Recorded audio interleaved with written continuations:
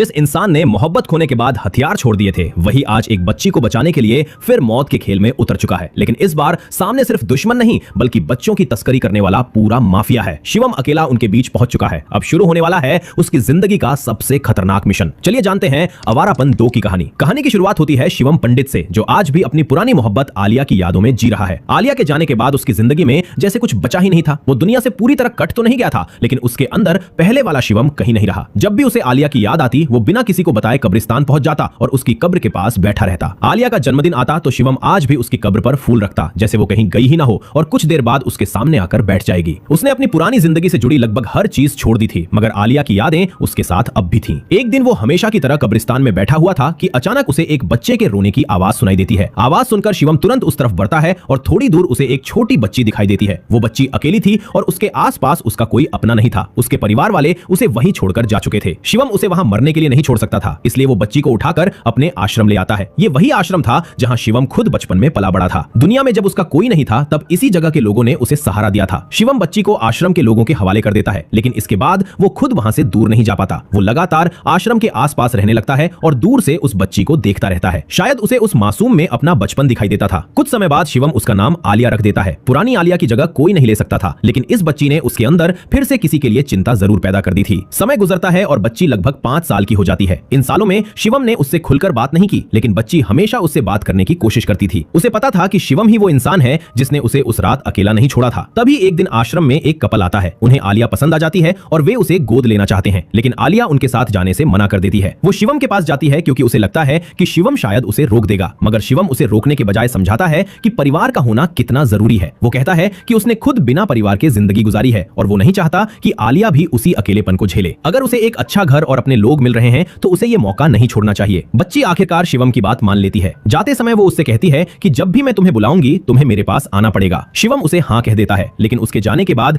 एक बार फिर शिवम की दुनिया सूनी हो जाती है। वो अपनी जिंदगी सामान्य करने की कोशिश करता है, मगर उसका मन कहीं नहीं लगता। उसके गले में वो ताबीज अब भी मौजूद था जो उसकी पुरानी आलिया ने उसे दिया था। तभी उसकी जिंदगी में समर नाम का इंटरपोल अधिकारी आता है। समर शिवम को पहले से जानता था और उसके पुराने जीवन के बारे में बहुत कुछ जानता था। उसे पता था कि शिवम पहले किस तरह के लोगों के लिए काम करता था और 6 गोलियां लगने के बाद भी वो किस तरह जिंदा बच गया था। समर चाहता था कि शिवम एक खास काम में उसकी मदद करे, लेकिन शिवम साफ कह देता है कि वो पुराना शिवम बहुत पहले मर चुका है। अब वो उस दुनिया में वापस नहीं जाना चाहता। लेकिन समर जो खबर लेकर आया था वो शिवम को दोबारा उसी अंधेरे रास्ते पर जाने के लिए मजबूर कर देती है। समर बताता है कि जिन लोगों ने आलिया को गोद लिया था वे उसके असली माता पिता नहीं थे। वे असल में बच्चों की तस्करी करने वाले लोग थे और भारत से बच्चों को दूसरे देशों में भेजते थे। एक ऑपरेशन के दौरान वे दोनों मारे गए और जांच में पता चला कि करीब 40 से 50 बच्चे पहले ही बैंकॉक भेजे जा चुके हैं। आलिया भी उन्हीं बच्चों में शामिल थी। ये सुनते ही शिवम की सारी दुनिया एक बार फिर उलट जाती है। जिस बच्ची को वो सुरक्षित समझ रहा था वो दरअसल अपराधियों के कब्जे में थी। अब उसके पास सिर्फ एक रास्ता था, बैंकॉक जाना और आलिया को ढूंढना। समर उसे उस पूरे नेटवर्क के बारे में जानकारी देता है। इस नेटवर्क की सबसे बड़ी ताकत अमृत सिंह था। अमृत एक बड़ा ड्रग लॉर्ड था और उसके नीचे कई खतरनाक लोग काम करते थे। उसका बेटा जोरावर अपने पिता के कारोबार से आगे बढ़कर बच्चों की तस्करी में भी उतर चुका था।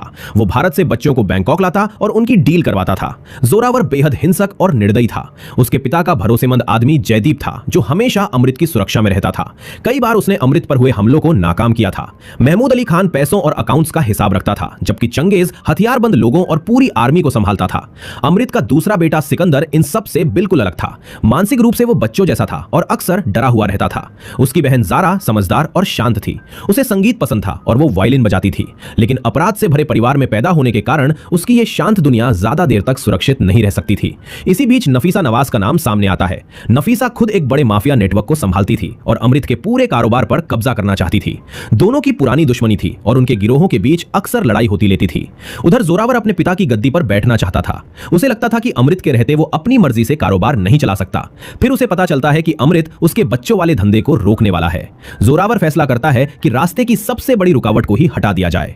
वो अपने पिता अमृत की हत्या कर देता है और उसे सीढ़ियों से गिरने का हादसा दिखाता है। घर के लोग वहां पहुंचते हैं और जोरावर भी दुखी बेटे का नाटक करता है, लेकिन अमृत की मौत के साथ ही उसके हाथ में सत्ता आ जाती है। अंतिम संस्कार के दिन अचानक हथियारबंद लोग वहां हमला कर देते हैं। गोलियां चलने लगती हैं और जोरावर के लोग भी जवाबी फायरिंग शुरू कर देते हैं। इस अफरा तफरी में जारा और सिकंदर को वहां से निकालना जरूरी हो जाता है। जोरावर दोनों को एक टैक्सी में बैठाकर निकलता है, लेकिन जिस टैक्सी ड्राइवर को वो सिर्फ एक ड्राइवर समझ रहा था वो शिवम था। पीछे दुश्मन उनका पीछा कर रहे थे और लगातार फायरिंग हो रही थी। शिवम अपनी ड्राइविंग और समझदारी से उन्हें पीछा करने वालों से बचा लेता है। खतरा टलने के बाद जोरावर अपने लोगों पर बुरी तरह भड़कता है और सुरक्षा में लापरवाही के लिए एक आदमी को मार देता है। शिवम वहां सिर्फ अपना किराया लेने के लिए रुका था, तभी चंगेज उसे डराने के लिए गोली चलाता है और उसका मजाक उड़ाता है, लेकिन अगले ही पल शिवम उसके सिर पर बोतल मार देता है। जोरावर यह देखकर समझ जाता है कि यह कोई साधारण टैक्सी ड्राइवर नहीं है। वो अपने लोगों से शिवम की जांच करवाता है। इस बीच जारा भी शिवम को धन्यवाद कहती है। बाद में एक स्ट्रीट फाइट में शिवम हिस्सा लेता है। शुरुआत में सामने वाला पहलवान उसे बुरी तरह पीटता है, लेकिन जारा पर नजर पड़ते ही शिवम का अंदाज बदल जाता है और वो उस आदमी को बुरी तरह हरा देता है। जारा उसे एक चिट्ठी भेजकर अपनी दुनिया से दूर रहने को कहती है। उधर जोरावर को शिवम के बारे में पता चल जाता है कि उसका नाम शिवम पंडित है। वो पहले मलिक के लिए काम करता था और अब टैक्सी चला रहा है। जोरावर उसे अपनी टीम में शामिल करने से पहले परखना चाहता है। जयदीप और महमूद उसे उमर नाम के एक आदमी को लाने का काम देते हैं। शिवम उस जगह पहुंचता है जहां ड्रग्स का कारोबार चल रहा था। वहां मौजूद लोग उस पर टूट पड़ते हैं। असल में यह पूरा जाल शिवम की क्षमता जांचने के लिए बिछाया गया था। वो कई लोगों को पीट देता है, लेकिन आखिरकार पकड़ा जाता है। नफीसा वहां आती है और शिवम को पहचान लेती है। वो आदेश देती है कि उसे जिंदा जमीन में दफना दिया जाए। उसके आदमी शिवम को मिट्टी के अंदर दबा देते हैं और वहां से चले जाते हैं, लेकिन थोड़ी देर बाद शिवम उस कब्र से बाहर निकल आता है। अब वो उन सभी लोगों पर टूट पड़ता है और लगभग पूरे अड्डे को तहस नहस कर देता है। वो उमर का सिर लेकर जोरावर के सामने पहुंचता है। अब जोरावर को यकीन हो जाता है कि शिवम में वो ताकत है जिसकी उसे जरूरत है। वो उसे अपनी टीम में शामिल कर लेता है और उसे जारा तथा सिकंदर की सुरक्षा की जिम्मेदारी दे देता है। लेकिन जोरावर को यह नहीं पता था कि जिस आदमी को वो अपना साथी समझ रहा है, वो असल में उसकी पूरी दुनिया खत्म करने के लिए उसके बीच पहुंचा है। शिवम अब जोरावर के साथ रहता था, लेकिन उसके दिमाग में हर वक्त सिर्फ एक ही चीज चल रही थी, आलिया को ढूंढना। उसे पता था कि इस गिरोह के बीच रहकर ही वो उन बच्चों तक पहुंच सकता है, इसलिए वो हर खतरे को चुपचाप सह रहा था। एक पार्टी के दौरान एक लड़का जारा के करीब जाने की कोशिश करता है। जोरावर की नजर उस पर पड़ती है और वो बिना किसी हिचकिचाहट के उस लड़के को सबके सामने मार डालता है। पार्टी में मौजूद हर शख्स समझ जाता है कि जोरावर के लिए किसी इंसान की जान लेना कोई बड़ी बात नहीं। इसी पार्टी में वो शिवम को बताता है कि उसकी टीम में कोई गद्दार मौजूद है। उसे सिर्फ कुछ लोगों पर शक है और वो चाहता है कि शिवम उस गद्दार का पता लगाए।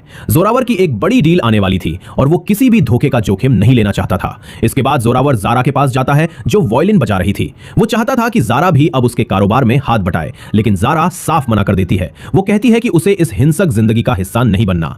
उसकी बातों से गुस्सा होकर जोरावर उसका वायलिन तोड़ देता है। शिवम यह सब देखता है और उसे समझ आता है कि जारा अपने ही भाई से डरती है।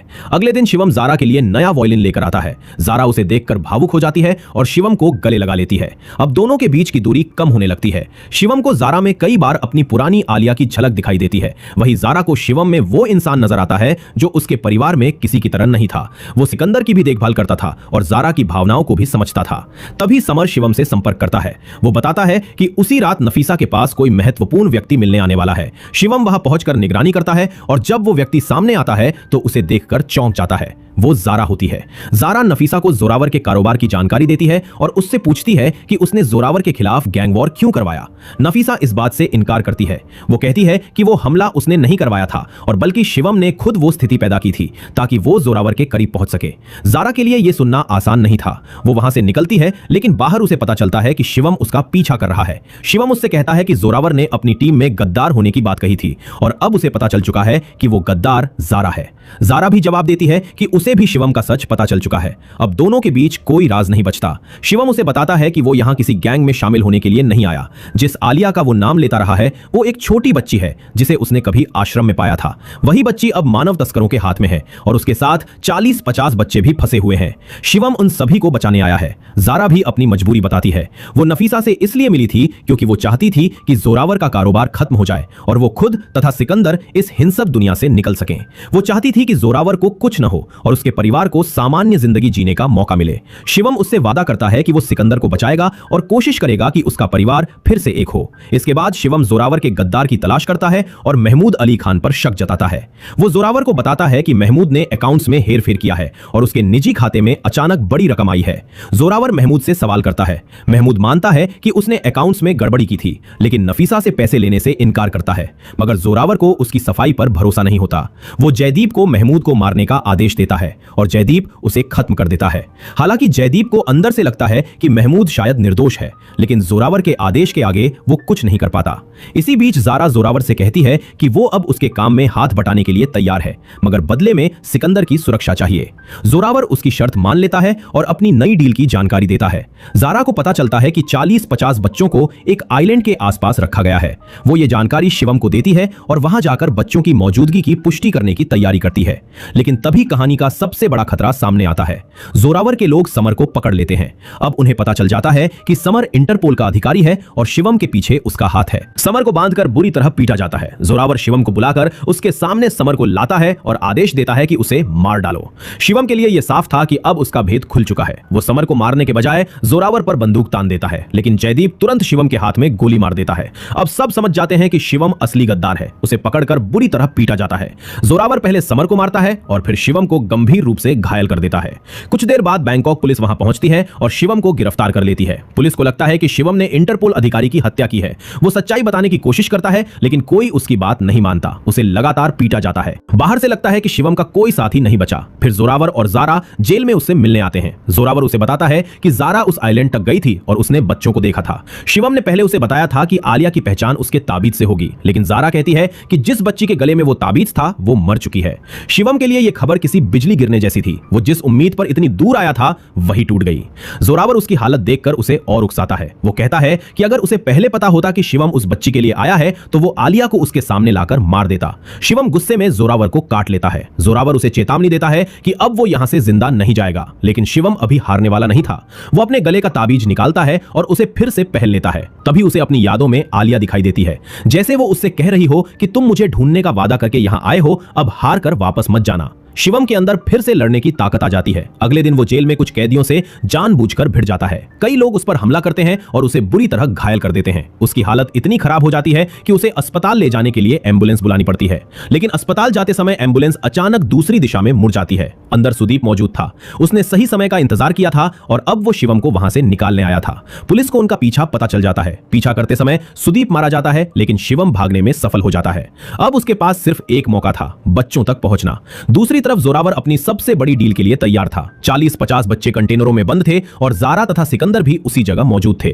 खरीदार मार्टिन अपने लोगों के साथ पहुंच चुका था। तभी नफीसा वहां आती है और उसके साथ शिवम भी होता है। नफीसा कहती है कि शिवम मदद मांगने उसके पास आया था और वो उसे यहां लेकर आई है। वो जोरावर को शिवम के हवाले करके वहां से चली जाती है। जोरावर को लगता है कि शिवम अब पूरी तरह उसके नियंत्रण में है। जयदीप उसे याद दिलाता है कि यह डील बहुत महत्वपूर्ण है और मार्टिन सामने खड़ा है, इसलिए अभी उसे डील पर ध्यान देना चाहिए। लेकिन जयदीप के मन में अब जोरावर को लेकर शक पैदा हो चुका था। उसे पता चल चुका था कि अमृत की मौत हादसा नहीं बल्कि जोरावर की साजिश थी। वो जानता था कि जिस आदमी ने अपने पिता को मार दिया उस पर भरोसा करना खतरनाक है। तभी चंगेज अपने लोगों के साथ शिवम को खत्म करने के लिए हमला करता है, लेकिन शिवम अकेला ही उन सब पर भारी पड़ता है। वो एक एक करके लोगों को खत्म करता है और आखिरकार चंगेज को भी मार देता है। इस लड़ाई में जयदीप भी मारा जाता है। अब जोरावर के बाकी आदमी शिवम पर टूट पड़ते हैं, मगर शिवम लगातार लड़ता रहता है। फिर मार्टिन के बॉस की एंट्री होती है। वो शिवम को रोकने की कोशिश करता है, लेकिन शिवम लॉन्चर से हमला करके उसे भी खत्म कर देता है। मार्टिन अपने बॉस की मौत देखकर डर जाता है और डील रद्द कर देता है और अब जोरावर के सामने उसकी पूरी मेहनत बिखर चुकी थी। मार्टिन के डील से पीछे हटते ही जोरावर पूरी तरह बेकाबू हो जाता है। जिस सौदे के लिए उसने अपने पिता को मारा, अपने लोगों पर शक किया और इतने बच्चों को कैद करके रखा, वही सौदा अब उसकी आंखों के सामने टूट चुका था। गुस्से में वो मार्टिन को भी खत्म कर देता है। अब उसके लिए किसी की जान की कोई अहमियत नहीं थी। इसी बीच शिवम उसके सामने खड़ा हो जाता है और दोनों की आखिरी भिड़ंत शुरू हो जाती है। लेकिन जोरावर सिर्फ लड़ाई नहीं चाहता था, वह शिवम को मानसिक रूप से तोड़ना चाहता था। वह कंटेनर से एक बच्चे को बाहर निकालता है और शिवम की आंखों के सामने उसे मार देता है। मासूम की हत्या देखकर शिवम के अंदर का गुस्सा फट पड़ता है। वह जोरावर को खत्म करने के लिए आगे बढ़ता है। तभी कंटेनर का दरवाजा खुलता है और वहां से एक बच्ची बाहर निकलती है। वह शिवम को उसके नाम से पुकारती है। शिवम जैसे एक पल के लिए सांस लेना भूल जाता है। ये आलिया थी। जिस बच्ची को वह मर चुकी समझकर टूट गया था, वह उसके सामने जिंदा खड़ी थी। अब उसे समझ आता है कि जारा से इतनी बड़ी गलती कैसे हुई। आइलैंड पर एक दूसरी बच्ची की तबीयत बेहद खराब थी। उसकी मदद करने के लिए आलिया ने अपना ताबीज उसे पहना दिया था। जारा ने उसी ताबीज वाली बच्ची को आलिया समझ लिया और शिवम को बताया कि वह मर चुकी है। असल में आलिया ने अपनी सबसे पहचान वाली चीज भी किसी और बच्चे की जान बचाने के लिए दे दी थी। लेकिन अब जोरावर भी समझ जाता है कि शिवम जिस बच्ची के रिलेटेड अपनी जान दांव पर लगाकर आया था वह यही है। वह आलिया को बंदूक की नोक पर पकड़ लेता है। फिर वह शिवम और जारा दोनों के हाथ में एक एक बंदूक देता है। वह शिवम को आदेश देता है कि अगर उसे बाकी बच्चों को जिंदा बचाना है तो उसे जारा को गोली मारनी होगी।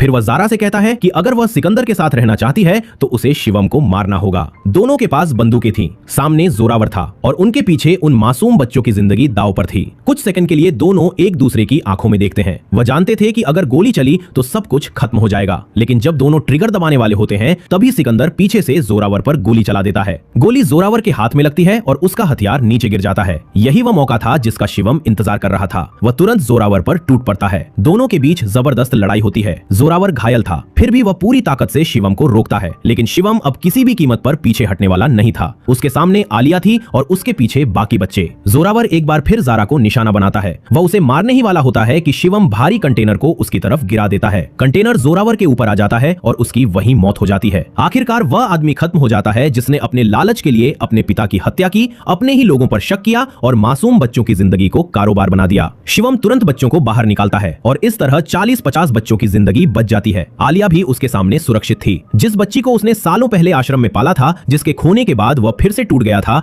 वही बच्ची अब उसके सामने खड़ी थी। शिवम का सबसे बड़ा मकसद पूरा हो चुका था, लेकिन कहानी अभी एक और भावनात्मक मोड़ लेने वाली थी। कुछ समय बाद जारा एक म्यूजिक शो में वायलिन बजाती दिखाई देती है। शिवम वहां पहुंचता है। दोनों की नजरें मिलती हैं और बिना कुछ कहे दोनों समझ जाते हैं कि उनके बीच क्या है। इस पूरे सफर में दोनों एक दूसरे के करीब आए थे। जारा ने शिवम के अंदर छिपे इंसान को देखा था और शिवम ने जारा के अंदर एक ऐसी लड़की को देखा था जो सिर्फ अपने परिवार को सुरक्षित देखना चाहती थी। लेकिन शिवम जानता था कि वह इस जिंदगी में रुक नहीं सकता। वह जारा से कहता है कि वह हमेशा के लिए वहां से जाने वाला है। वह उससे कहता है कि सिकंदर और आलिया का ख्याल रखना। जारा शायद इस बात को पहले से महसूस कर चुकी थी, फिर भी शिवम को जाते देखना उसके लिए आसान नहीं था। दोनों के बीच कोई बड़ा इजहार नहीं होता, कोई फिल्मी वादा नहीं होता, बस उनकी आंखों में वह एहसास था जिसे शब्दों की जरूरत नहीं थी। लेकिन शिवम को जाना ही था। जब उसने नफीसा से मदद मांगी थी, तब नफीसा ने उसकी मदद के बदले एक शर्त रखी थी। उसने कहा था कि अगर शिवम चाहता है कि वह उसे उस खतरनाक नेटवर्क तक पहुंचने में मदद करे, तो बदले में उसे नफीसा के लिए काम करना होगा। उस वक्त बच्चों को बचाने के लिए शिवम ने यह शर्त स्वीकार कर ली थी। अब उस वादे से पीछे हटना उसके लिए मुमकिन नहीं था। इसलिए बच्चों को बचाने के बाद भी उसकी आजादी पूरी नहीं हुई। नफीसा ने उसे एक नए मिशन के लिए भेज दिया और शिवम को फिर उसी दुनिया में लौटना पड़ा। वो जारा और आलिया से दूर चला जाता है, लेकिन इस बार उसके अंदर पहले जैसा खालीपन नहीं था। उसने आलिया को बचा लिया था, उसने सिकंदर को सुरक्षित कर दिया था, जारा को भी उस हिंसक जिंदगी से निकलने का रास्ता मिल गया था। और यही फिल्म हमें यह एहसास देकर खत्म होती है कि कभी-कभी किसी इंसान को बचाने के लिए शुरू किया गया सफर सिर्फ दूसरे की जिंदगी नहीं बदलता, बल्कि खुद उस इंसान को भी दोबारा जीना सिखा देता है। और इसी के साथ कहानी खत्म हो जाती है, जबकि शिवम की अगली कहानी शायद अभी शुरू ही हुई थी। तो दोस्तों, अगर आपको आवारापन 2 की ये कहानी पसंद आई हो तो वीडियो को लाइक करें, चैनल को सब्सक्राइब करें और बेल आइकन जरूर दबाएं, ताकि ऐसी ही नई कहानियां आप तक सबसे पहले पहुंचती रहें। तो चलिए मिलते हैं नेक्स्ट वीडियो में। तब तक के लिए जय हिंद, गुड बाय।